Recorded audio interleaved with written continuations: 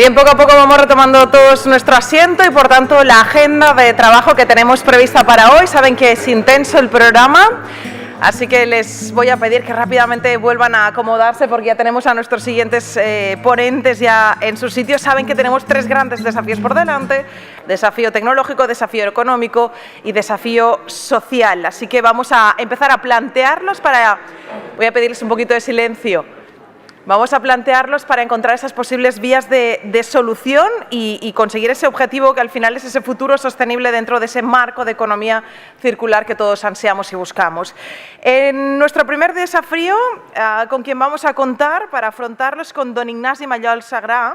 Él es responsable de proyectos de ingeniería de gas natural distribución, y con David Fernández Rubial, subdirector de gas natural vehicular, gas natural distribución. Con ellos vamos a conocer perfectamente las diferentes tecnologías y aplicaciones que hay en la actualidad y sus futuras y todo el futuro que hay dentro del ámbito de los residuos. Así que, don Ignasi Mallol Sagrà y David Fernández Rubial, les escuchamos.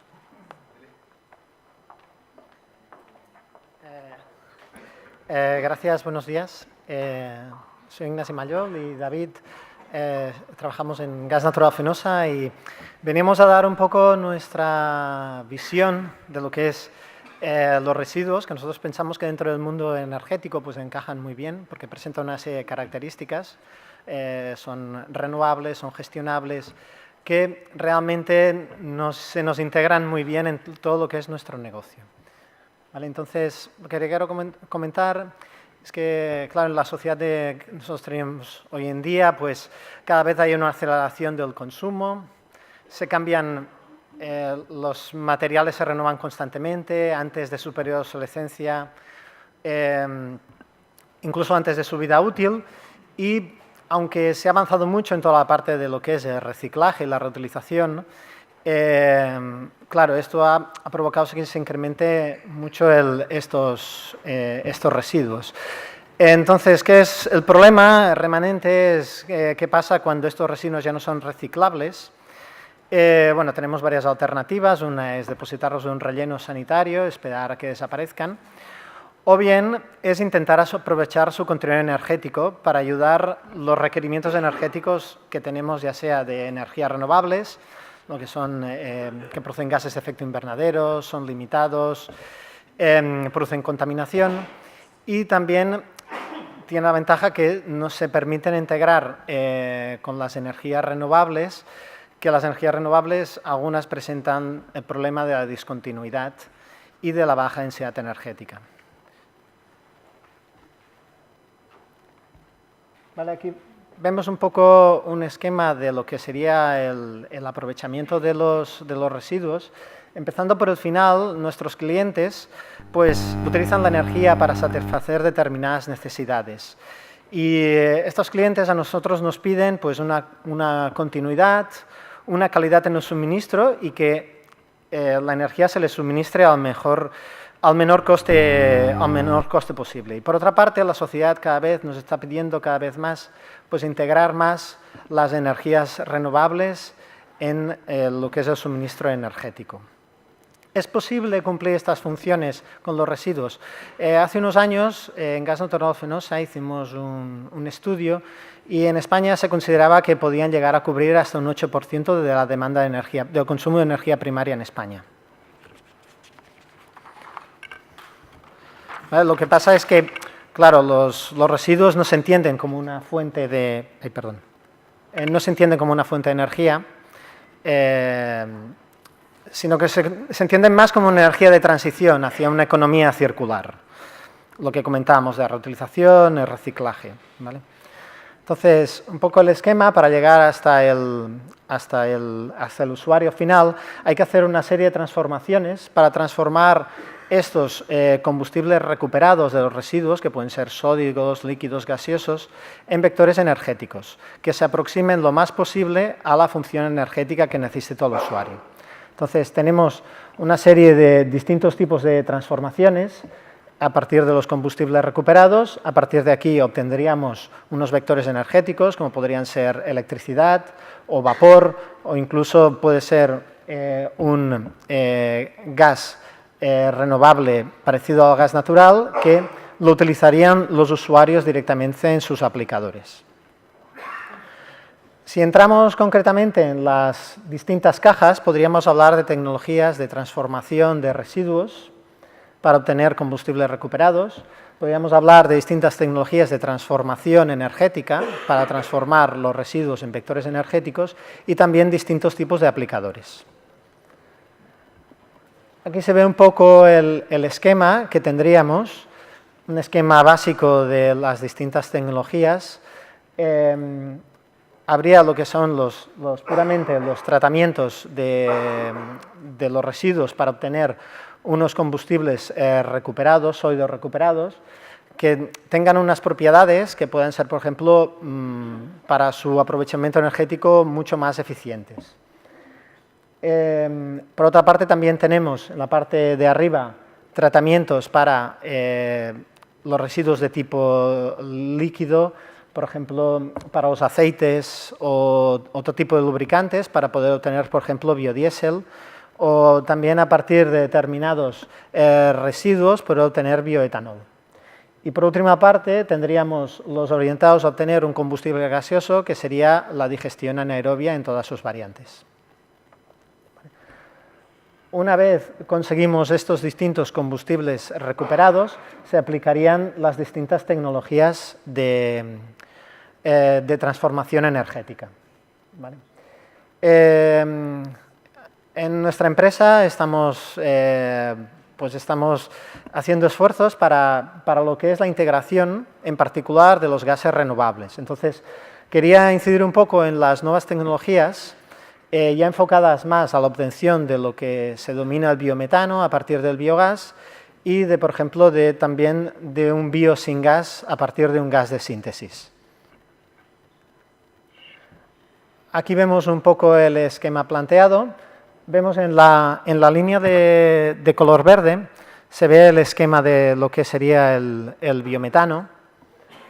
A partir de la digestión aerobia se obtiene el biogás. Hay unas tecnologías de upgrading que están disponibles comercialmente y obtendríamos un biometano. Esta es la línea, podríamos decir, que está más desarrollada actualmente. Además, hay proyectos o está en fase de investigación lo que se llama la tecnología del power to gas, que sería hacer una reacción de hidrogenación de lo que sería el CO2 sobrante del upgrading con un hidrógeno procedente de fuentes renovables. Con lo cual podríamos obtener, al reaccionar el CO2 con el hidrógeno, podríamos obtener una mayor cantidad de biometano. Y por último, hay las distintas tecnologías de obtención de gases sintéticos a partir de la biomasa lignocelulósica, que sería la línea de amarillo en la parte de abajo. ¿Vale? La idea es intentar que estos gases alcancen unos requisitos de calidad suficientes para que sean equiparables a las del gas natural y podamos integrar ambos vectores energéticos. ¿Qué ventaja tiene esto? Pues, por ejemplo, actualmente el biogás se utiliza mayoritariamente cuando se aprovecha para la generación eléctrica, por ejemplo, en motores de combustión. Si puedes inyectar el gas en las redes, esto te permite ampliar mucho su uso y mejorar la eficiencia. ¿Vale? Y ahora, a continuación, cedo la palabra a mi compañero David, que os seguirá comentando con más detalle estas tecnologías.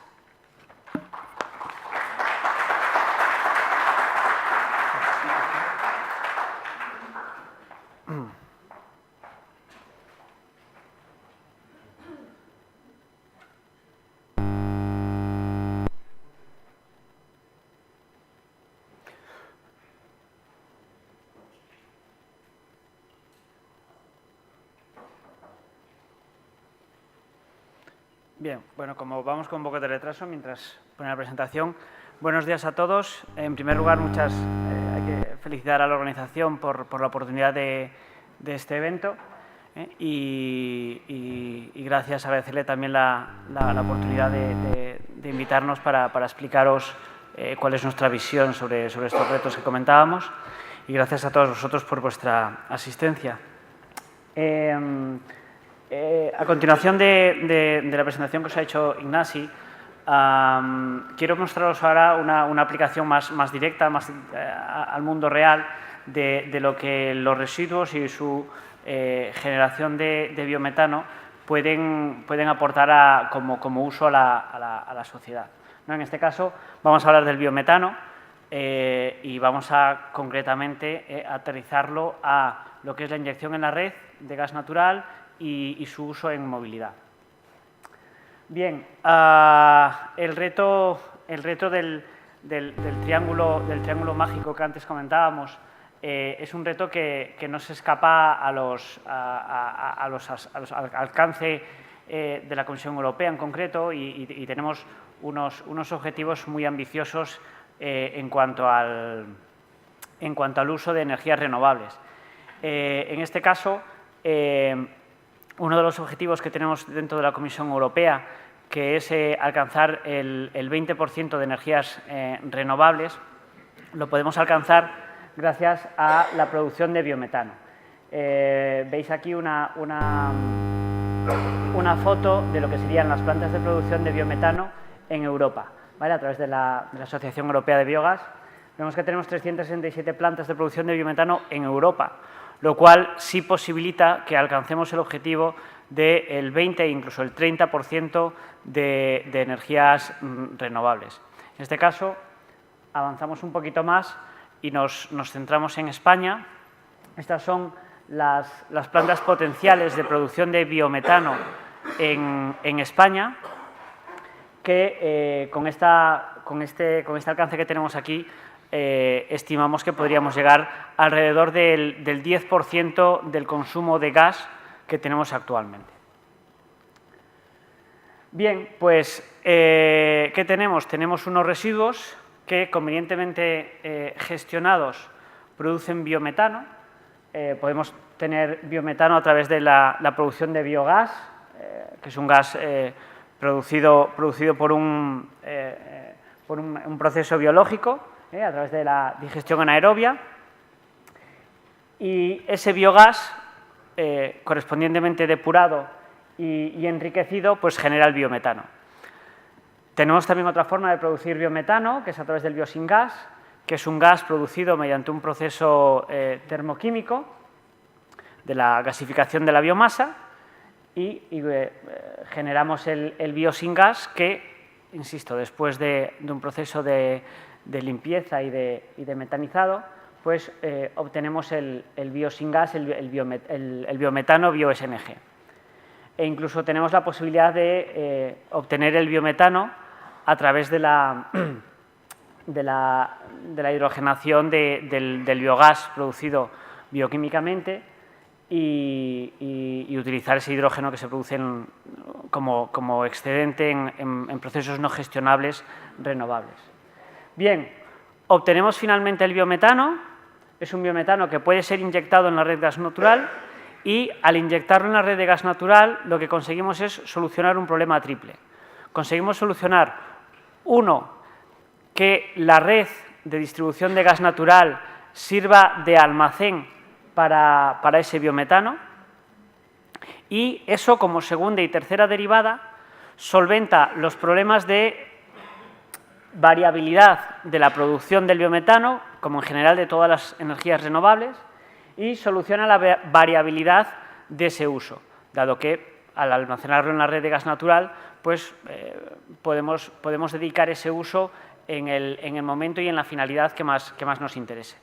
Con lo cual, tenemos unos residuos que generan biogás, depurado genera biometano, ese biometano lo inyectamos en la red y tenemos ese gas para uso en los diferentes usos que más nos interesen. ¿Cuál es uno de los usos que más nos están interesando? La automoción, el gas natural para vehículos. El gas natural para vehículos nos gusta presentarlo también como un triángulo mágico con tres vértices. Tiene un vértice económico, un vértice medioambiental y un vértice de madurez. En cuanto al vértice económico, pues deciros que el gas natural para vehículos supone un ahorro económico de casi un 50% de ahorro con respecto a gasolina y un 30% de ahorro con respecto a gasóleo, motores de ciclo diésel. Cuando hablamos de este ahorro nos estamos refiriendo al ahorro total, es decir, no estamos hablando de ahorro del precio unitario que vemos en los postes, ni en el rendimiento del combustible dentro del motor. Estamos hablando de un precio global, abarca las dos cosas y, por tanto, es un ahorro final, es un ahorro por kilómetro recorrido. Adicionalmente a este ahorro, en el caso de España, con la nueva tipificación de vehículos por etiquetado, los vehículos de gas natural tienen la etiqueta eco y eso conlleva reducciones en el coste del impuesto de vehículos de tracción mecánica, reducción del precio en las zonas de aparcamiento regulado, reducción en los peajes de las autopistas y, obviamente, algo que últimamente es un problema cada vez más recurrente, el libre acceso a los núcleos urbanos de las grandes ciudades con contaminación en episodios de restricción de tráfico. Bueno, pues en este caso, los vehículos de gas natural pues permite todo esto. En el caso de medioambientales, pues tiene unos beneficios medioambientales muy importantes. Por separar un poco el tema medioambiental, hablemos de lo que es la calidad del aire y los gases de efecto invernadero. Los gases de efecto invernadero, que es un problema global, un problema que debe ser atajado con medidas en las que participemos todos, en la medida de lo posible que no nos salgamos ninguno de los acuerdos de París, por ejemplo, y el efecto de la calidad del aire en las ciudades. La calidad del aire en las ciudades es un problema real que afecta a todos los que vivimos en las ciudades cada vez más, a nuestra salud, que nos afecta incluso a enfermedades como el cáncer, ¿no? Los dos contaminantes más nocivos y que el Ministerio de Medio Ambiente monitoriza para evaluar la calidad del aire en las ciudades son el dióxido de nitrógeno y el nivel de partículas, de PMs. ¿Vale? En este caso, el gas natural consigue reducir un 96% las emisiones de partículas y un 100% de emisiones de NO2. Es decir, el gas natural no produce emisiones de NO2. Por eso decimos que, en cuanto a los indicadores clave para la calidad del aire en las ciudades, el gas natural hace una emisión de casi cero. ¿Vale? En lo que respecta a la parte de gases de efecto invernadero, el principal contaminante es el CO2 y, en este caso, el gas natural vehicular consigue tener una reducción de emisiones de CO2 de casi un 30%. Adicionalmente, no tiene dióxido de azufre, ¿vale? Y también tenemos otra contaminación que todo y que no hablamos mucho de ella, sí que la vivimos en nuestra calidad de vida, que es la emisión sonora y de vibraciones. El gas natural vehicular consigue reducir un 50% la contaminación sonora y de vibraciones. Y, por último, el tercer vértice del triángulo del que hablábamos es que es un combustible tecnológicamente maduro. Es decir, es un combustible que se está utilizando ya, se hace décadas que se utiliza en multitud de países, hace muchos años que se utiliza en un número muy importante de países en Latinoamérica. En Europa tenemos países como Italia con más de 1 millón de vehículos, con más de 1 millar de estaciones de recarga, igualmente Alemania con más de 500.000 de vehículos y 1 millar de estaciones de recarga. Es decir, es un combustible que es una solución para ya, una solución que solventa un problema a corto o medio plazo y que la podemos adoptar ya. No es necesario que estemos esperando a que se desarrolle no sé qué tecnología o que consigamos reducir el precio de no sé qué o que necesitamos que avance más. Bueno, en este caso, el gas natural vehicular es una solución que es tecnológicamente madura y que consigue soluciones ya. Un ejemplo de esto lo tenemos, por ejemplo, en la planta de Valdemín Gómez en Madrid. La planta de Valdemín Gómez en Madrid es la planta de biogás de sus características, con residuos sólidos urbanos, más grande de Europa. Muy bien, pues los residuos sólidos urbanos, las basuras que se genera en la ciudad de Madrid, son almacenadas en el parque de Valdemín Gómez. El proceso anaerobio consigue generar un biogás que lo depuramos y lo enriquecemos y obtenemos el biometano. Este biometano lo inyectamos en la red. Para que os hagáis una idea, todo el biometano que se inyecta en la red sirve para alimentar los 450 camiones de recogida de residuos sólidos urbanos que circulan en Madrid. En Madrid toda la flota de camiones RSU es con combustible de gas natural, pues toda la flota de los 450 camiones de RSU de Madrid se alimentan de ese biometano.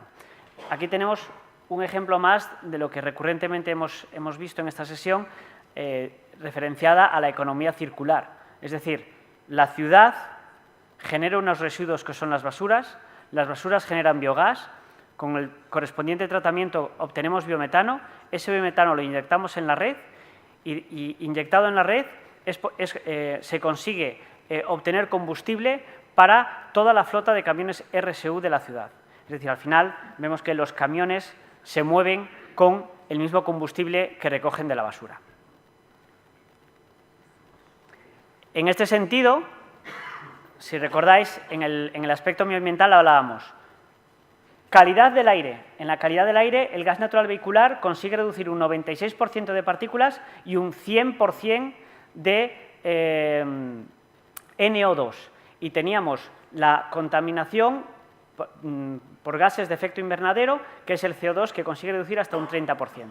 En ese sentido, como veis, si utilizásemos biometano, las emisiones de CO2 serían nulas, serían neutras. Es decir, tendríamos un proceso de emisiones totales de CO2 neutro, cero. Incluso hay tenemos algunos ejemplos en que conseguimos que las emisiones sean negativas. Bien, resumiendo, me gustaría que nos quedásemos con tres ideas fundamentales. La primera, el biometano que se produce a través de una buena gestión de los residuos supone la obtención de una energía renovable. La segunda, esa energía renovable inyectada en la red de gas natural, ese biometano inyectado en la red de gas natural, consigue solucionar la variabilidad tanto de la producción como del uso. Y si ese uso lo damos en movilidad, conseguimos tener un combustible de automoción, un sector que supone el 60% de las emisiones en un país, en este caso en España y también en Europa. El 60% de las emisiones los genera el sector del transporte. Bien, pues si ese biometano como energía renovable lo utilizamos en movilidad, conseguimos tener un combustible de emisión casi cero en calidad del aire y si utilizamos biometano, emisión neutra en gases de efecto invernadero. Un poco lo que hablábamos del círculo virtuoso de la economía. Residuos, biometano, inyección en red y uso en movilidad. Muy bien. Muchas gracias a todos por vuestra atención.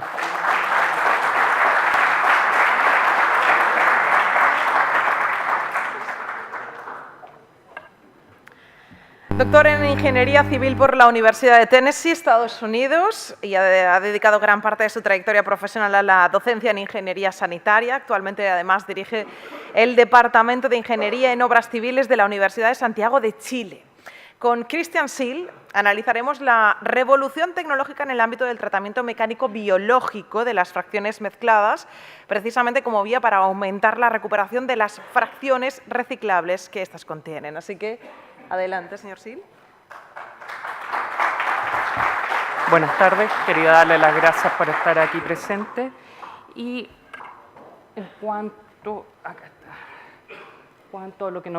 lo que voy a presentar viene a ser principalmente el proceso del por qué inicialmente nosotros queremos hacer una selección de residuos, después toda la fracción que es orgánica, tratarla anaeróbicamente o compostaje y posteriormente terminar en todo lo que viene a ser conclusiones, reflexiones. Entonces, un poco de la gestión de los residuos sólidos, nosotros tenemos todo lo que vienen a ser botadero ilegal o vertedero.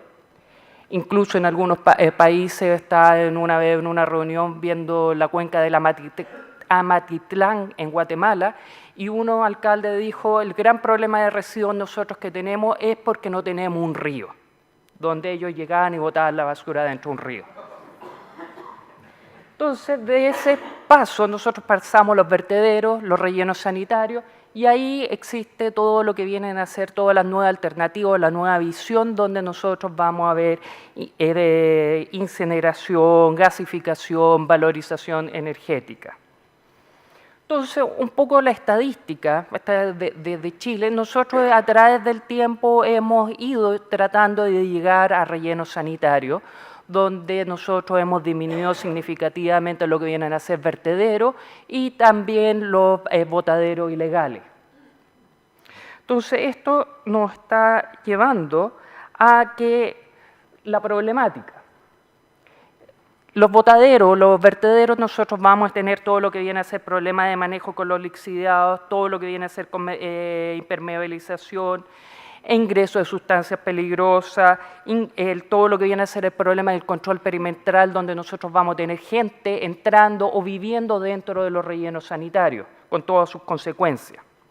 Entonces, el problema que nos va a estar generando vienen a ser focos de vectores, o sea, paloma, gaviota, ave, enfermedades consiguientes, el olor, fugas de lixiviado, y todo eso se va a referir a los problemas mayores donde vamos a tener contaminación, incendios también, estabilidad de taludes. Pero acá hay un punto. Se me ve acá. Todos estos problemas más comunes no se ven tanto. ¿Cuál es cuando nosotros nos empezamos a preocupar? Cuando nosotros tenemos problemas de incendio o tenemos todo lo que viene a ser falla de taludes. Entonces acá nosotros tenemos el caso de en Etiopía, donde este año murieron más de 65 personas. También el otro caso donde nosotros tenemos, ¿cómo se llama?, del año pasado, donde ustedes pueden ver la falla de talud. Pero estos son botaderos. También esto pasa en vertederos, donde no quiero echarle problema a la gente de Santa Marta, pero acá viene a ser un punto donde la pregunta es la siguiente. Nosotros vemos en Estados Unidos que han fallado taludes o en otros lugares donde tenemos incendios, pero lo quiero llamar la atención porque yo vivo en Santiago y acá hay un punto. Mi basura va a este relleno sanitario. O sea, yo soy parte de este problema. A ellos ya le han tirado todas las piedras habidas por haber, pero acá hay un punto, nadie se ha dicho, oye, yo soy el problema de esto, ¿qué solución estoy dando? Y si es que nosotros vemos el relleno sanitario, vamos a tener el siguiente problema. Esta caricatura me gusta bastante, en un futuro cercano vamos a tener un monumento histórico que son los rellenos sanitarios. Pero si es que nosotros vemos esto, es acá justo donde nosotros tenemos el quiebre, donde nosotros tenemos que decir, vamos a seguir empleando rellenos sanitarios. Y si es que nosotros consideramos el relleno sanitario es una solución netamente sanitaria, no es ambiental. ¿Por qué no es ambiental? Precisamente este problema. ¿Qué vamos a hacer con las futuras generaciones? Entonces, ahí sale la necesidad de tener alternativas. Dentro de la alternativa yo voy a hablar de todo lo que vienen a ser tratamientos mecánicos biológicos o los TMB, donde nosotros vemos que tenemos una fracción, una instalación donde vamos a tener dos grandes elementos, la separación y todo lo que viene a ser los tratamientos biológicos. Dentro de las separaciones nosotros tenemos desde separaciones ópticas, recolección segregada, todo lo que vienen a ser los MRF o los Mechanical Non-Material Recovery Facility, y dentro de los tratamientos biológicos nosotros podemos tener digestión anaeróbica y o compostaje. Usualmente cuando nosotros tenemos digestión anaeróbica, siempre tenemos un postproceso de tratar de recuperar esa fracción y dejarla más compostable con un valor económico mayor. Entonces, los beneficios ambientales de este tipo de instalación va a ser significativamente reducir la fracción que va a relleno sanitario, con los consiguientes ahorros en todo lo que viene a ser disposición final y el problema futuro. También nosotros vamos a disminuir todos los impactos ambientales que se pueden generar a futuro en cuanto a agua, suelo y aire. Y también lo que viene a ser la, ¿cómo se llama?, la recuperación energética. Cuanto a los beneficios económicos, nosotros vemos que a lo menos un 40% del residuo nosotros lo podemos ahorrar y no va a ir a relleno sanitario. También vamos a disminuir los costos de transporte, pero eso es netamente donde se encuentran. Pero como son estas instalaciones integrales, estas se pueden colocar dentro de las ciudades y con el consiguiente ahorro energético de transporte. Lo otro que también se va a generar biogás, se puede recuperar energía y también calor. Entonces, viendo todas estas ventajas, vamos a hablar ya del proceso en sí. Nosotros tenemos toda la separación, donde dependiendo del sistema que nosotros tengamos de recolección, va a ser cómo vamos a diseñar estas instalaciones que queremos tener. Entonces, primero nosotros vemos que la instalación va a recuperar reciclable. Entonces tenemos todo lo que viene a ser el ingreso económico por venta de estos materiales. Y dependiendo del modelo económico de la localidad, nosotros vamos a ver que hay distintos elementos que pueden ser que nos va a dar toda la parte económica, la ganancia. Por ejemplo, en Denton, en Texas, lo que le está dando la parte económica viene a ser el papel. En Santiago lo que vendría a ser recuperable viene a ser el PET. Entonces va a depender netamente del mercado local. También nosotros vamos a querer recuperar la materia orgánica, la cual nosotros la vamos a pasar al subsiguiente paso. Y siempre vamos a tener una fracción de impropios que nosotros no lo vamos a saber qué hacer. Y esa es la fracción que nosotros queremos llevar a disposición final o en un futuro más cercano, preferentemente, ver cómo nosotros podemos hacer algo con ello. Entonces, este paso principalmente es separar y también tiene un punto que es un pretratamiento para que el compostaje o la digestión anaeróbica funcione bien. Entonces, este punto es bastante crucial cuando uno va a diseñar un sistema, porque dependiendo de la calidad del producto, que en otras palabras la materia orgánica o nuestra fracción orgánica de residuos que nosotros tengamos, teniendo lo menos posible impropio, nos va a garantizar que nuestro sistema de tratamiento, en este caso vendría a ser la digestión anaeróbica o el compostaje, no funcione adecuadamente. Entonces, este es un ejemplo que me gusta bastante, que es de Cerritos en Argentina. Es un pueblo bastante chiquitito y ellos tienen su sistema de recuperación y además tienen su digestor anaeróbico. Estamos hablando de una población bastante pequeña. Entonces, primera cosa que uno tiene en un sistema de recuperación es el punto de llegada. Acá se descarga el camión y con una cinta transportadora pasa a lo que viene a ser la línea de producción donde tenemos las personas y van clasificando en distintos elementos para recuperar. Y ellos tienen su embaladora y este viene a ser el corazón, estos dos elementos, el corazón de su operación. Otro ejemplo, nosotros podemos ver acá que ellos están principalmente preocupados de la recuperación de todo lo que viene a ser papel. Ahí está el caso de Denton.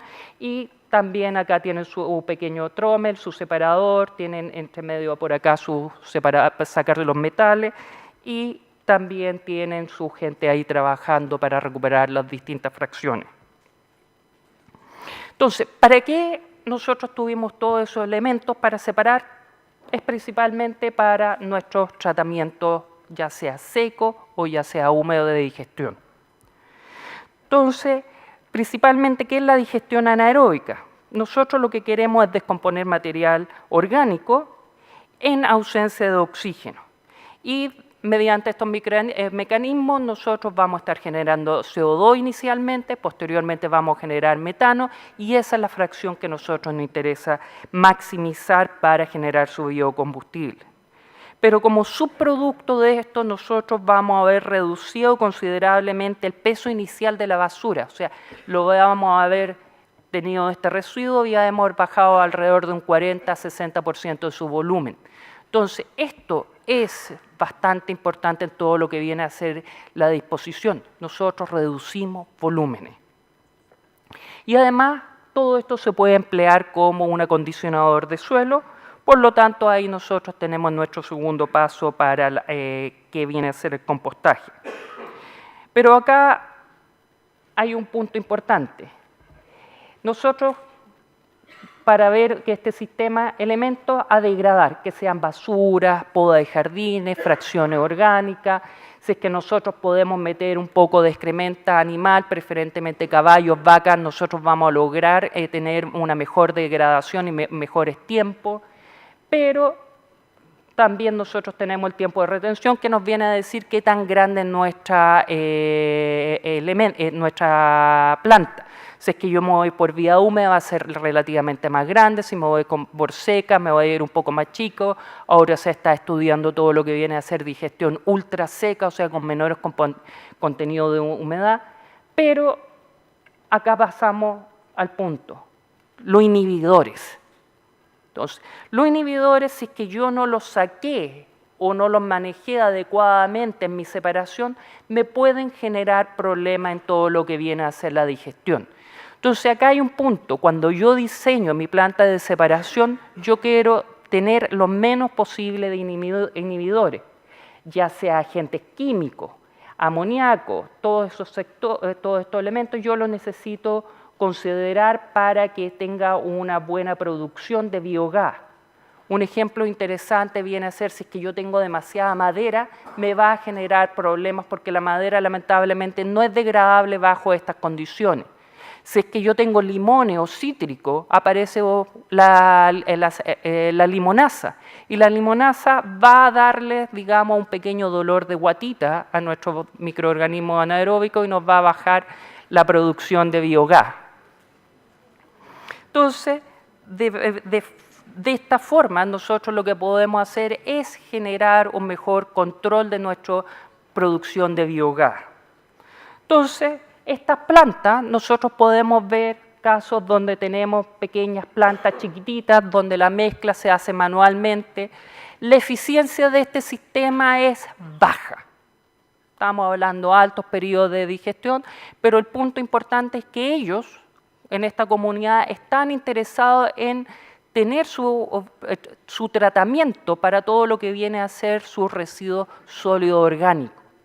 Y ahí nosotros vemos los gasómetros, donde ellos lo ocupan principalmente para el califón o la cocina del plantero. También nosotros podemos tener sistemas de ciudades grandes, el cual podemos tener distintos donde sean continuos, este viene a ser por sistemas batch, pero siempre nosotros cuando tenemos ya el producto final vamos a tener que hacer algo con ello.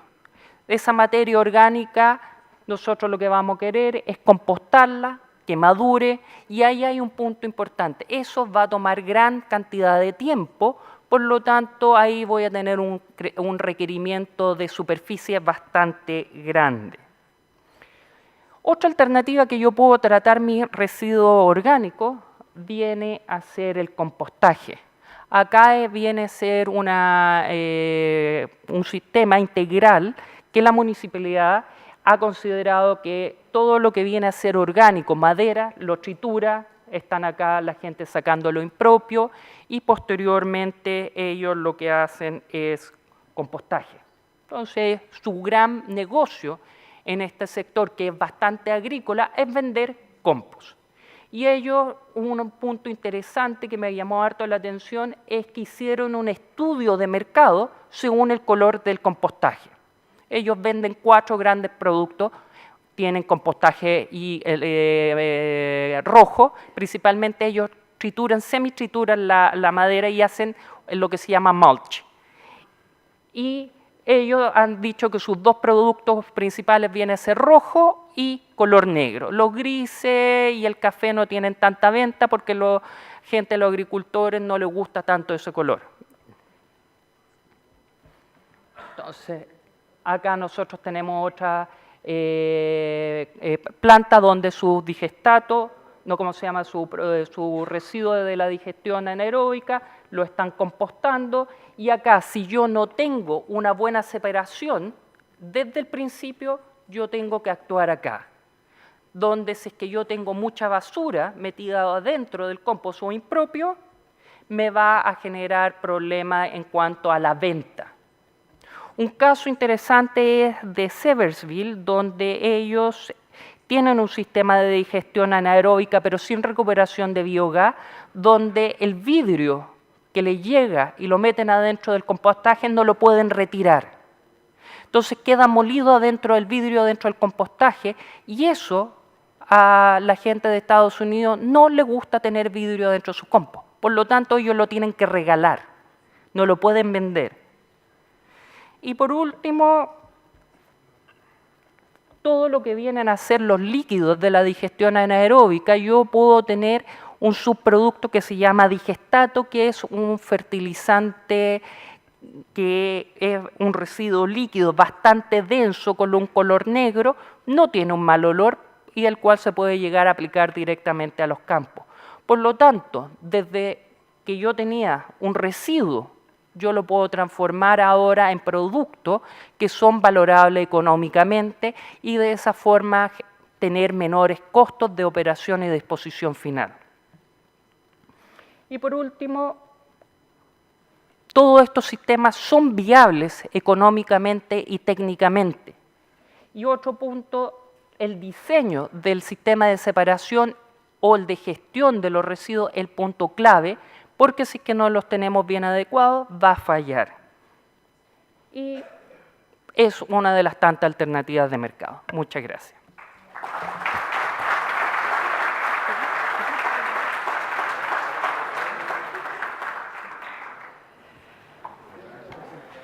Muchísimas gracias, señor Christian Sil. Nuestro próximo ponente, con una carrera profesional de más de 30 años en el ámbito del desarrollo y gestión de proyectos y servicios medioambientales en diferentes empresas del sector, es actualmente vicepresidente de la Asociación de Empresas de Valorización Energética de Residuos Sólidos Urbanos. Nos referimos a don Antonio Orrego. Desde su visión experta nos va a hablar precisamente de esa valorización, del estado de la valorización energética a nivel mundial, con una visión crítica en este contexto global de concentración y desarrollo humano en las grandes urbes. Señor Orrego, muchas gracias. Adelante. Gracias.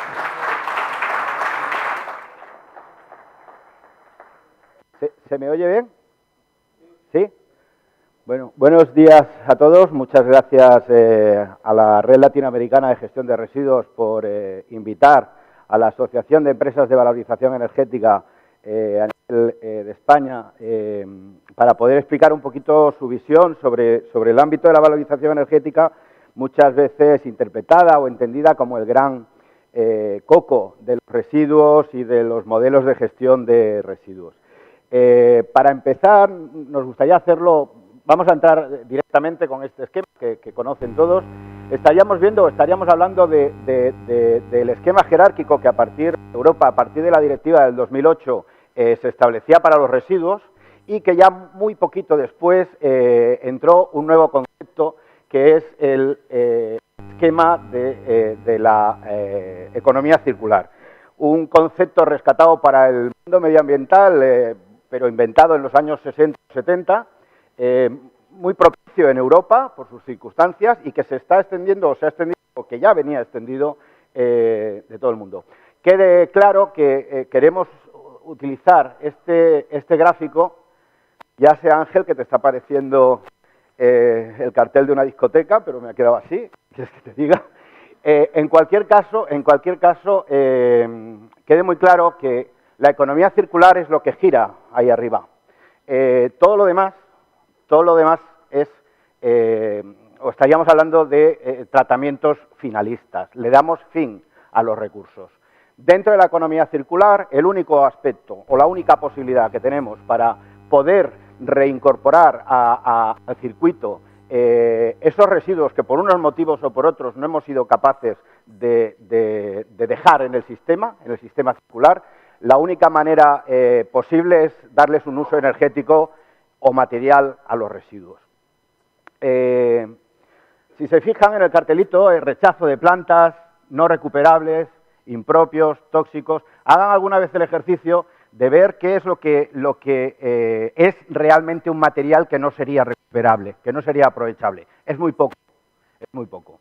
De hecho, queremos dejar claro como precepto que la valorización energética es la solución menos mala al gran desastre, a la gran frustración por la cual tendríamos que estar muy preocupados, que es el hecho de que más de 1.500 millones de toneladas de residuos acaban en la actualidad en vertedero. De esas 1.600 millones, de esos 2.000 millones de toneladas.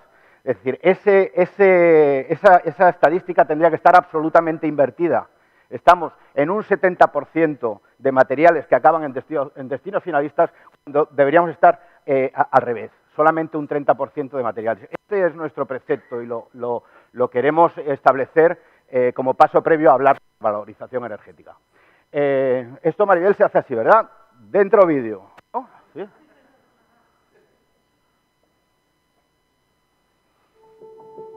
Es una presentación sobre la Asociación de Valorización Energética produce al año como media cerca de 500 kilos de basura de todo tipo. Si tenemos en cuenta que en la actualidad somos ya más de 7.000 millones de personas las que vivimos en este pequeño mundo, el resultado que obtenemos son toneladas y toneladas de residuos, o lo que es lo mismo, una ingente cantidad de recursos naturales desperdiciados para un planeta donde estos son limitados. El objetivo común de todos debería ser disminuir el impacto medioambiental y económico que trae consigo la basura y crear un mundo más verde, apostando por modelos sostenibles de gestión de residuos urbanos basados en las 4 Rs: reducir, reutilizar, reciclar y recuperar energéticamente la parte no reciclable. Porque al reducir generamos menos residuos. Al reutilizar alargamos la vida útil de los productos. Al reciclar transformamos los residuos en nuevos recursos. Y al recuperar energéticamente aquellos desechos que no se pueden evitar, reutilizar o reciclar, aprovechamos la energía contenida en los mismos en forma de calor y/o electricidad. ¿Os acordáis de esos cerca de 500 kilos de residuos que cada uno de nosotros generamos al año? Pues bien, aun a pesar de que muchos de ellos se pueden reciclar o reutilizar, existe un porcentaje que, dadas sus características, han llegado al final de su vida útil. Entonces, ¿qué hacemos con estos residuos? La solución, tal y como se contempla en la normativa vigente, está en la valorización energética, ya que permite ponerlos en valor y extraer el potencial calorífico contenido en los mismos, evitando su depósito en vertedero, la opción menos deseable, dado su negativo impacto para el entorno natural y la salud pública.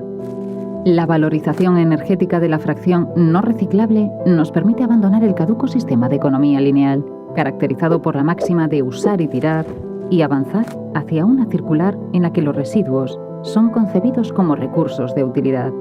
Y es precisamente en este contexto en el que se enmarca AEVERSU, Asociación Española de Empresas de Valorización Energética de Residuos Urbanos, entidad sin ánimo de lucro, adscrita a la CEWEB, Confederación Europea de Plantas de Valorización Energética, cuyo principal objetivo es apoyar un modelo de gestión sostenible que cierre el círculo de aprovechamiento de los residuos, contribuyendo a la protección medioambiental.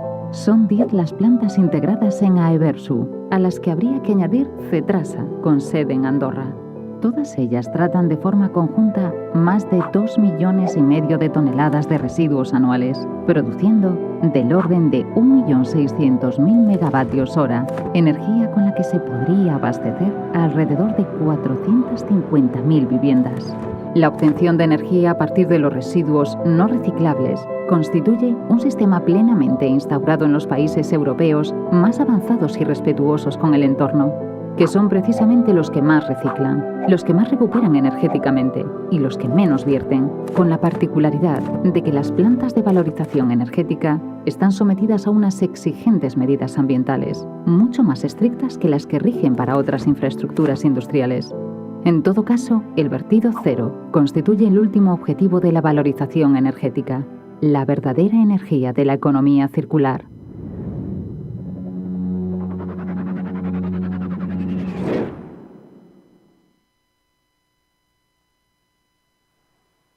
Bueno, vamos a correr ahora ya mucho. ¿Se me oye bien? ¿Sí? ¿Explican algún problema de sonido? Vamos a correr ahora mucho porque vamos a tener poco tiempo y yo quería explicar muchas cosas. No me voy a meter más con la organización porque hasta cierto punto formo parte de ella y sería... el número total de plantas que se han construido en España es de 25.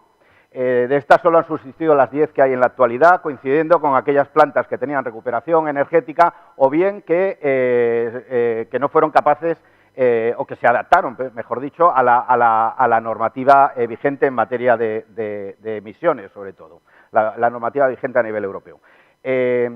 Otro precepto son instalaciones industriales, tienen un botón, se pueden parar.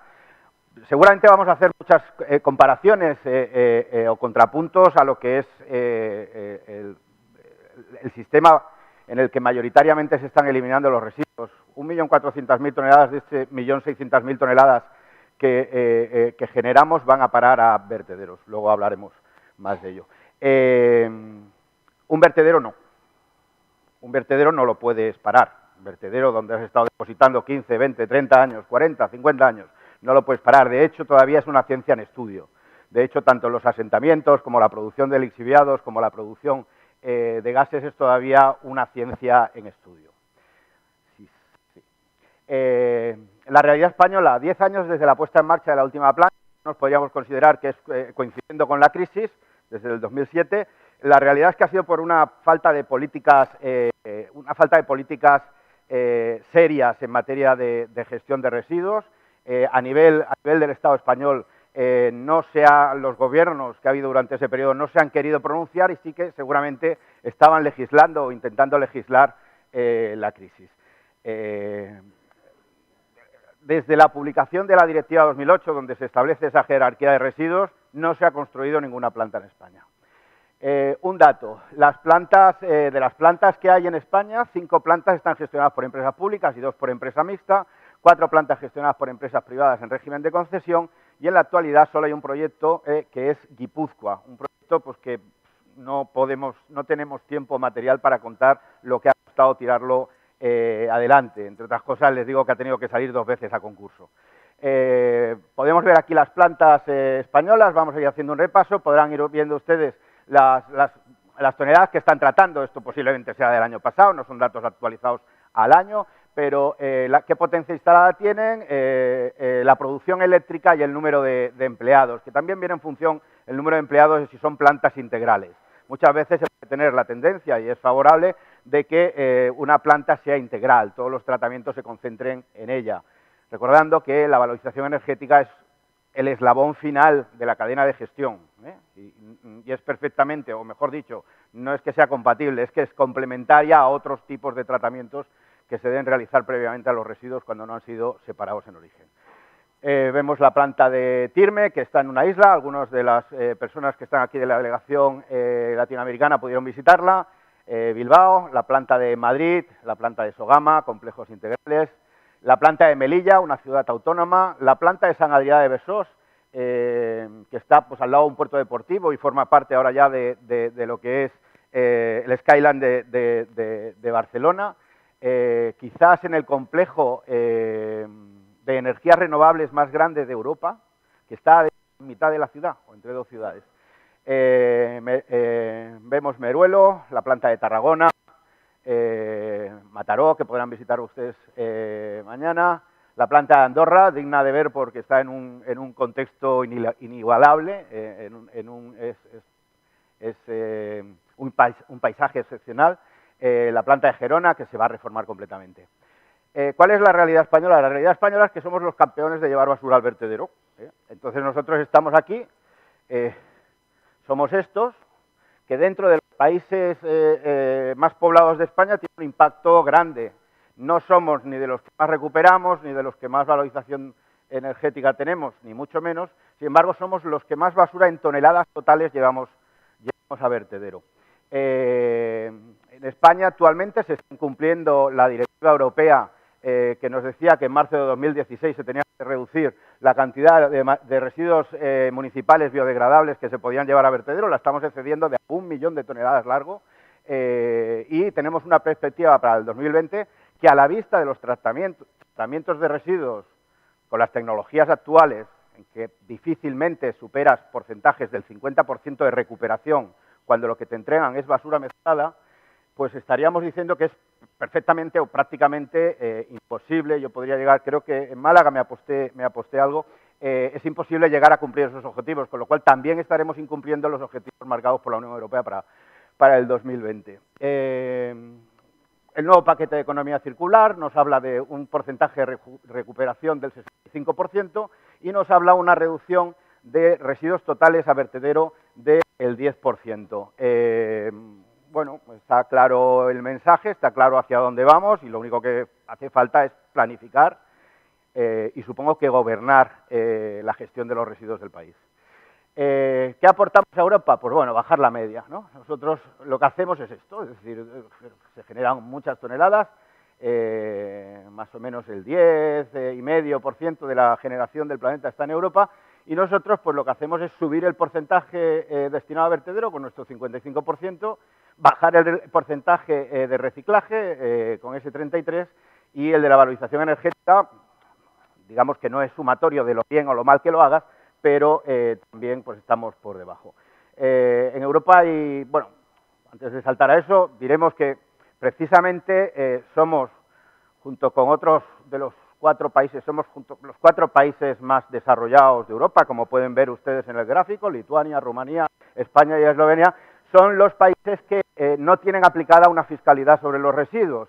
El resto de países sí lo hacen. Alemania, que no nos engañe, directamente lo que tiene prohibido es el vertido o la disposición en vertedero, y con excepción de Cataluña, en España, pues ya digo, nos permitimos prescindir de penalizar que los residuos vayan en masa a vertedero.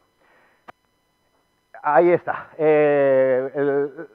La valorización energética en Europa hay 483 plantas.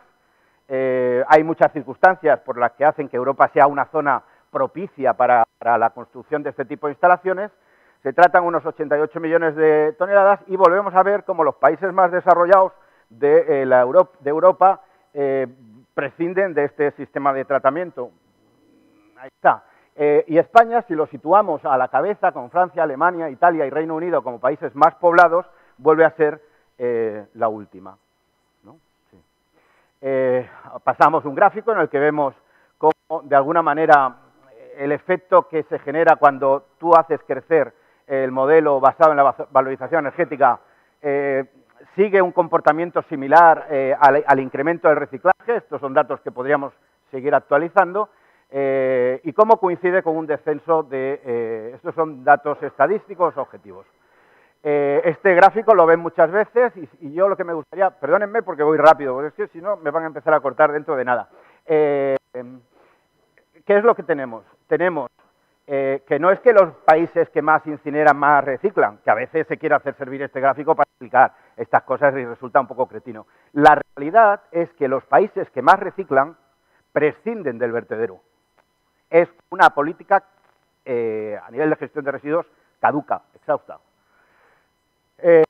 Vamos a entrar, aquí nos vamos a complicar un poquito más la vida, reflexionemos todos juntos sobre la valorización energética en el mundo. A nivel mundial existen unas 1.900 plantas y, bueno, la verdad es que no es muy de fiar el dato, no es que no sea de fiar, es real, pero el dato de Japón con esas 1.200 plantas es mejor no tenerlo en consideración. Ellos lo queman todo, tienen plantas muy pequeñitas, en cualquier pueblo puedes encontrarte una planta, entonces, pues bueno, es un dato que distorsiona el número de plantas, pero bueno, ahí está. Vemos como en Estados Unidos hay 85, 483 en Europa, 120 en China, 35 en Corea del Sur, 5 en Singapur y las 1.200 plantas japonesas. Yo me los quiero traer aquí, me los quiero llevar a este aspecto. Estamos hablando de desarrollo humano, del índice de desarrollo humano. Entonces, si nosotros aplicamos aquí donde están situadas las plantas, veríamos cómo obviamente pasa lo de siempre, ¿no? Es decir, en el hemisferio norte, como normalmente o tradicionalmente, pues ha habido más por circunstancias históricas, no me atrevo ni a explicarlas, pues la capacidad de mayores inversiones. La realidad es que el índice de desarrollo humano, que como ustedes saben, es un índice que está compuesto por la esperanza de vida al nacer, el Producto Interior Bruto y el otro concepto es el de, el de la tasa de escolarización y la duración de la vida escolar de las personas. Esos son los tres índices. La duración de la vida, o sea, de la escolarización y la tasa de vida escolar nos da idea de lo oculto que puede llegar a ser un pueblo, de cómo va a saber reclamar y cómo va a saber participar en campañas de concienciación, en entender qué es lo que se necesita. Por otro lado, la esperanza de vida lo que nos da es longevidad, y la longevidad nos va a dar mayor población. Luego lo vamos a llevar ahí. Y por otro lado, el Producto Interior Bruto, pues finalmente, contra mayor Producto Interior Bruto, la realidad es que está hoy por hoy todavía directamente relacionado con el incremento del consumo. Pero vemos cómo en algunas zonas del hemisferio sur esta circunstancia es cambiante. Esta circunstancia es cambiante. Y la tendencia o la prognosis que se pudiera realizar nos lleva a pensar que estamos viviendo en un planeta que se va a volver más igual o más igualado. Yo les voy a comparar también el tema de las plantas con los 50 vertederos más grandes del mundo, que son los que la campaña de la ISBA promueve que se cierren. Y vemos dónde están ubicados, es decir, esos vertederos están ubicados fuera del ámbito donde se están haciendo una gestión de residuos basada en tecnologías eficaces. Y sí que nos daría una idea de cómo hay algún punto, que si recordamos el gráfico anterior de índice de desarrollo, vemos la ubicación de las plantas, nos empieza a hacer pensar dónde van a ir o dónde se van a tener que crear infraestructuras más eficaces, más competentes para gestionar los residuos. Lo llevo a otro, el de concentración. Ustedes saben que cada día se viajan hasta las ciudades, se mueven a las ciudades unas 180.000 personas, entre 2 y 3 personas cada segundo van a vivir a las ciudades. Estamos en un país que está llegando a límites de superpoblación, que no es por meter miedo, pero un poco complicados en cuanto a sostenibilidad. Estamos hablando de que somos 7.500 millones de habitantes y de cómo esa población se está concentrando en las ciudades. Volvemos a tener ahí puestas donde están dando solución esas plantas de valorización energética que hay en el mundo y llegamos a un contrapunto, que es que en aquellos países donde hemos visto que tenemos un índice de desarrollo alto porque todo acompaña, la economía, etcétera, acompaña, probablemente será aquellos donde habrá que empezar a pensar en otros sistemas de tratamiento que no debiliten tanto la cadena de valor de la economía circular. Lo dejamos ahí apuntado. Este gráfico es muy exhaustivo, les voy a pedir que se queden, si lo pueden ir leyendo para no ser yo exhaustivo y no cansarles mucho. Las dos primeras columnas, aquí estaríamos viendo lo que es incineración. Combustión completa en exceso de oxígeno. El resto son otras tecnologías que se están promoviendo, que se están desarrollando, que no cabe duda de que como toda tecnología avanzará, crecerá, pero les voy a llamar la atención sobre algunos puntos. Es decir, el número de referencias, si ustedes quieren visitar estas plantas, aquí arriba lo tienen. Luego, por otro lado, tendrían el número de disponibilidad, las horas disponibles al año de funcionamiento. Hemos de recordar que la gestión de los residuos, el tratamiento de los residuos, estamos hablando de que se necesitan sistemas continuos. Yo no puedo estar tratando los residuos hoy y como la planta está parada o está estropeada, me los llevo mañana, me los llevo a un vertedero que tengo abierto por si acaso. Eso supongo que queda claro. Todos requieren de tratamiento del gas, de los gases de combustión o los gases de proceso. Y luego tendríamos aquí unos datos que son interesantes. La producción de electricidad se da en estos dos que tienen los rendimientos más altos. Los costes de inversión, desgraciadamente no tenemos datos de otras tecnologías. Normalmente hay sorpresas, corren por ahí algunos estudios donde se habla de tener que revisar las plantas varias veces, de tener que reconstruir plantas, etcétera. Ya voy. Los costes de inversión y, por otro lado, tendríamos cuál puede ser el coste en toneladas. Si no se complica uno mucho la vida, parece que con $30 pudiéramos tener una planta. Hablábamos antes de que estamos en unos $20 en muchas zonas de Latinoamérica para poder tratar los residuos, ¿no? Si ese es el coste total, vamos mal. Si es el coste para un tratamiento finalista, pues estaríamos relativamente cerca y probablemente sería una buena vía para intentar acercarnos hacia tratamientos más respetuosos medioambientalmente que la gestión de vertedero. Si alguien está pensando en tirar adelante una planta de valorización energética, pues bueno, que sepan que les quedan 6 o 7 años por delante. Desde que conocí los primeros planes en el 2014, precisamente en el seminario de México, en el seminario internacional en México, han pasado 3, ahora parece ser que ya han adjudicado una planta bastante grande en Ciudad de México, ya van por 3, más 2 de construcción, casi siempre se cumple este promedio. Llamativo es que aquí es donde más incertidumbre hay, y ustedes, que algunos son responsables políticos, pues prepárense porque son momentos duros cada vez que hay esos momentos de decisión. Llegaríamos a unas conclusiones que me voy a permitir leer. La valorización energética debe ser la opción preferente a cualquier otro sistema de disposición final de los residuos, cuando sobre esto se ha agotado la capacidad de recuperar los materiales reciclables que contienen. Es el único sistema de disposición final que da valor al residuo al obtener energía de ellos. Es una solución estratégica y eficaz frente a las grandes concentraciones de población que se está produciendo en las grandes urbes del planeta, el incremento de producción de residuos que se debe gestionar y la demanda energética requerida. 2/3 de la electricidad que consumimos en el mundo se consume en las ciudades. Y el 70% del CO2 que generamos se produce en las ciudades. De hecho, es incluso recomendable que las plantas de valorización energética estén dentro de las ciudades o lo más cerca posible, porque ofrece muchas posibilidades al poder dar también aprovechamiento al calor en forma de district heating, de redes de calor para calefacción, etcétera, o para aire acondicionado. Es una tecnología respetuosa medioambientalmente, con exhaustivo control de las emisiones producidas en su proceso, sobre todo en contrapunto a las emisiones producidas en un vertedero. Creo que es algo así como entre 10 y 20 veces mayores, creo que está más cerca de 20 veces mayores las emisiones que se pueden llegar a producir en un vertedero controlado.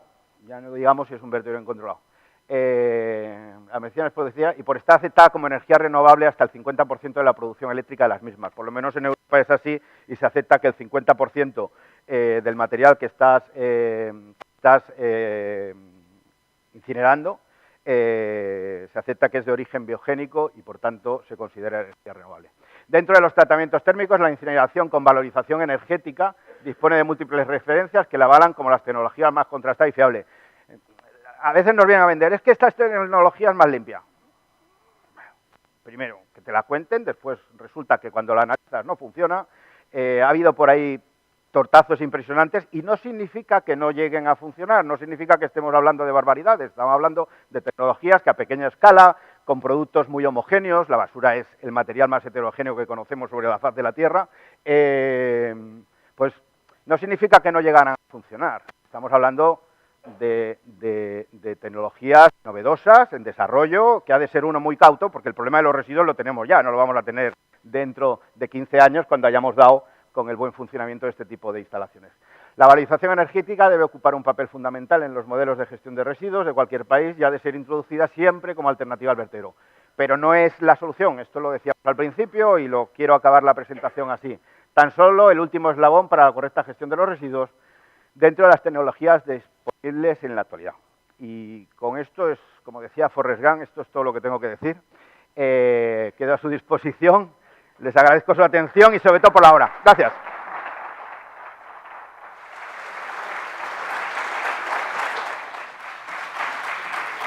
Muchísimas gracias, señor Antonio Rego, Cristian Sil, David Fernández, Ignacio Mayol, sobre todo por el esfuerzo que han hecho por intentar ajustarse al tiempo, las agendas. Ya lo sé, respire, se lo merece. Gracias, gracias de verdad, porque ya voy a crearme una fama de señorita Rottenmeier, que los de la tarde los tengo ya asustados. Pero es verdad que es importante que en un seminario como este, donde vamos a tener ocasión de escuchar a tanta gente, que intentemos ajustarnos. Vamos a aprovechar que hemos sido bastante justos en el tiempo para, antes de marcharnos a comer, que aprovechemos, abramos luces a la platea para que nuestros invitados, si alguno quiere, pueda trasladarle alguna cuestión insisto, a nuestros 4 ponentes en este bloque de desafíos tecnológicos, que no es poca broma. Vamos a ver si alguno de las personas que están aquí, no sé si quieren participar, tenemos alguna pregunta, porque el desafío tecnológico es evidente que es algo que todavía quizás asuste. Aquí tenemos. Vamos a facilitarles, acercarles, si es posible, el micrófono. Perfecto, le escuchamos. Hola, ¿qué tal? A ver, bueno, antes, como previo, comparto prácticamente el 100% de lo que ha dicho Tony en su exposición, y las preguntas van a los anteriores ponentes. A los señores de Gas Natural, bueno, primero me ha picado la curiosidad bastante que Gas Natural esté en un congreso de residuos. Entonces, la pregunta es muy escueta, es en qué explotaciones están tomando parte y qué intereses. A lo mejor conocen algún tema estratégico de los futuros retos de la gestión de residuos en los que a Gas Natural le interese participar. Es una duda que traslado a nivel de pregunta para los ponentes. Y la otra, al señor Sil, sobre todo a nivel de las TMBs, con las que yo soy extremadamente crítico, sobre todo de cara a la potencial implantación en Latinoamérica de las TMBs. A ver, me ha parecido entender, porque en España el problema que han tenido las TMBs principalmente, que son instalaciones que no quiero decir que no sean necesarias, lo que pasa es que se han centrado en el rechazo. Y ese es el problema que han tenido las TMBs. O sea, han cogido el residuo en masa, mezclado, como decía Tony, el residuo puedes encontrarte lo que quieras en el rechazo, y han intentado extraer partes reciclables, entre comillas, de la fracción rechazo, el contenedor gris. Y este ha sido un error gigantesco de la gestión en Cataluña y en España, sin ningún tipo de dudas. Por una parte, mi recomendación humilde es hacer TMBs más pequeñas, más específicas en residuos. Es decir, si usted hace una TMB, se hace una planta de triaje de reciclables, muy habitual en Latinoamérica, o una que recoja materia orgánica, y sobre todo que tengan un tratamiento finalista integrado, sea un relleno sanitario o sea una planta de valorización energética, que por cierto en Latinoamérica no hay ni una, cosa que pica la curiosidad. Entonces mi pregunta sería para el señor Sil, si tienen previsto que las instalaciones TMB, al menos las que se están planteando para Latinoamérica, sean así. Muchas gracias. Gracias a usted. Pues empezamos, si le parece, por el señor Sil, y después ya terminamos con Ignacio Mayol y David Fernández. Un punto importante cuando uno va a diseñar una de este tipo de planta es qué es lo que uno quiere. Ese viene a ser el punto. Y con respecto a Europa, ahí hay un punto que también tenemos que meter dentro de la ecuación, es que la mano de obra en Latinoamérica es mucho más barata. También el precio del relleno sanitario viene a ser mucho más barato, entonces eso te va a distorsionar tus comparaciones. Entonces, si es que yo quiero una TMB para digestión, ahí me va a interesar de tener lo menos impropio posible, porque me va a afectar mi tratamiento biológico, me va a afectar mi compostaje al final, y si es que no lo saco al principio, lo voy a tener que sacar al final. Entonces, eso es un punto al respecto, sí. No se oye, ¿no? Así ahora. Por eso le digo, es que digo para aprovechar, es como cuando dicen, no, la filosofía está escrita desde los griegos y de antes. Hay cosas que ya están escritas, que solo hace falta leerlas para saber lo que ha funcionado y lo que no ha funcionado. O sea, la biometanización de la fracción rechazo no funciona. O sea, funciona la biometanización de la fracción orgánica segregada. Si usted intenta quitar impropios para entrar en un digestor, del tipo que sea, en seco, en húmedo, de una fracción proveniente de la heterogeneidad de un contenedor gris, le va a dar multitud de problemas. Podríamos listar innumerables, y en las plantas de de tratamiento de España le podrán dar anécdotas para parar un tren. Por eso le digo que, y el compostaje igual. ¿El compostaje cuál es el interés del compostaje? Vender el producto final. Nadie va a querer producto final que tenga gran cantidad de impropios como vidrio, como filamentos, como productos que no interesan independientemente de si se utilizan directamente para agricultura, para horticultura o para temas relacionados. Por eso lo digo que cuanto más específica y más pequeña, bajo mi humilde punto de vista, mucho mejor aprovecharse de las experiencias, sobre todo las que sean exitosas. Gracias. No sé si quiere apuntar alguna cosa más, señor Sil, o dejamos... Lo dejamos. Más que nada tampoco para que no se convierta en una especie de partida de tenis, porque es importante. A la hora del almuerzo está invitado a continuar esta conversación. Seguimos con los señores de Gas Natural y con los intereses que nos planteaba en este caso nuestro invitado en el público. Sí, un poco la respuesta de por qué estamos aquí Gas Natural Fenosa. Nos invitó la Fundación Fórum Ambiental. Pues porque entre los residuos y la energía yo creo que hay un vínculo claro y por toda la parte de aprovechamiento energético de los residuos, al final nosotros, o sea, Gas Natural Fenosa sí que es una empresa de gas, pero también de electricidad y al final estamos interesados en cualquier tipo de energía, ¿no? Entonces es un poco el tema. Y en cuanto si tenemos participación en plantas de residuos, yo lo que les puedo decir es que nosotros tenemos participación en una distribuidora de gas de Chile, que es Metrogas, que actualmente está operando una planta de upgrading de biogás y que esta planta inyecta en la red de gas natural de Chile.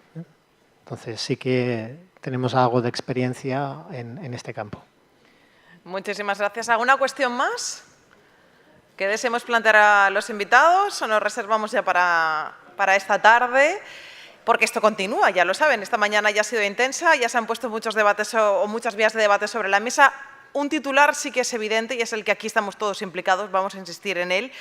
Tenemos que ser los primeros en ponernos manos a la obra, ser referentes. ¿Para qué? Para intentar crear esa conciencia social de responsabilidad de la que todavía andamos faltos. Una buena manera, insisto en ello, en que utilicen sus teléfonos móviles, en que hoy trasladen esos titulares a nivel mundial a través de las redes sociales. Saben que esto se está retransmitiendo vía streaming, pero su colaboración para hacer más grande Relagres 2017 es evidente y absolutamente necesaria. Les vamos a dejar ahora que tomen un pequeño respiro, que descansen, que intercambien opiniones, que continúen con sus particulares debates, que de eso se trata, que hagan su propio networking también. Así que volveremos de nuevo al hall contiguo para disfrutar de un almuerzo y a las 3 retomaremos la sesión de la tarde. Así que de nuevo les pido muchísima puntualidad. Muchísimas gracias.